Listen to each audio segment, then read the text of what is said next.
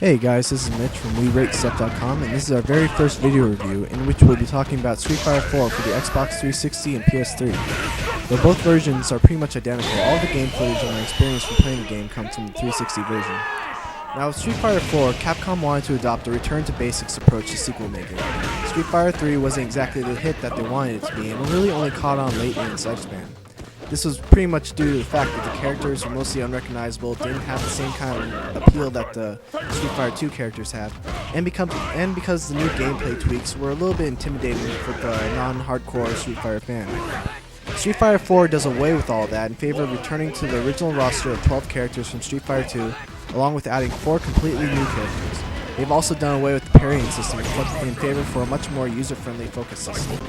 Now the focus system is pretty amazing, because it's found the perfect balance of being easy to use but hard to master that most fighting games usually look for. To perform a focused attack, all you have to do is hold down the medium punch and medium kick buttons at the same time.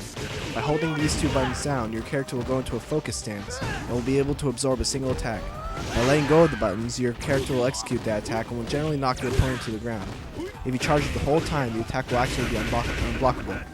You'll begin to see a depth of the system when you realize that you can dash cancel out of focus attacks to either follow up on the attack with a combo, or use it to play mind games by throwing in a couple of things. As an example, watch here as I time a focus attack to hit a rising enemy and then combo it into an ultra.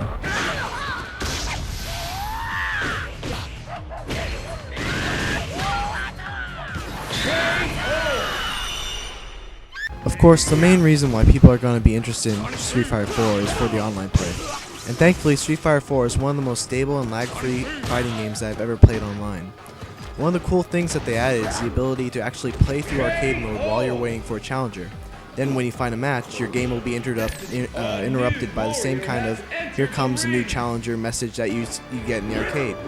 It's one of those things where you go, man, why hasn't anyone thought of this before? On the single player side of things, Street Fighter 4 has pretty much the standard variety of modes for you to play through. There's arcade mode, which is a standard fight 7 matches, fight boss, view ending, game over kind of affair.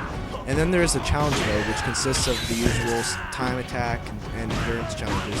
But there is one more part of challenge mode that deserves some extra mention, and that is the trial challenges. In this mode, you're given instructions on how to perform each of the characters' basic moves, special moves, and some fairly advanced combos. This mode is also a great learning tool for newcomers to learn how to do a little more with Ryu and Ken than just Hadokens and Shoryukens and Hurricane kicks. And at the same time, it challenges expert level players to complete some ridiculously tough combos that literally require split-second timing and some masterful memorization skills. Overall, Street Fighter 4 is a masterpiece of a 2D fighter, and while I'd obviously recommend it to fans of the series, I'd also recommend it to those who have kind of given up on the fighting game genre in general, due to them requiring too much effort to really get good at. Because, I mean, I was kind of one of those people. Street Fighter 4 is easy to play, it's easy to pick up, and while it is incredibly tough to master, you're going to be having tons of fun along the way. That's why we decided to give Street Fighter 4 our highest honor of a 7 out of 7.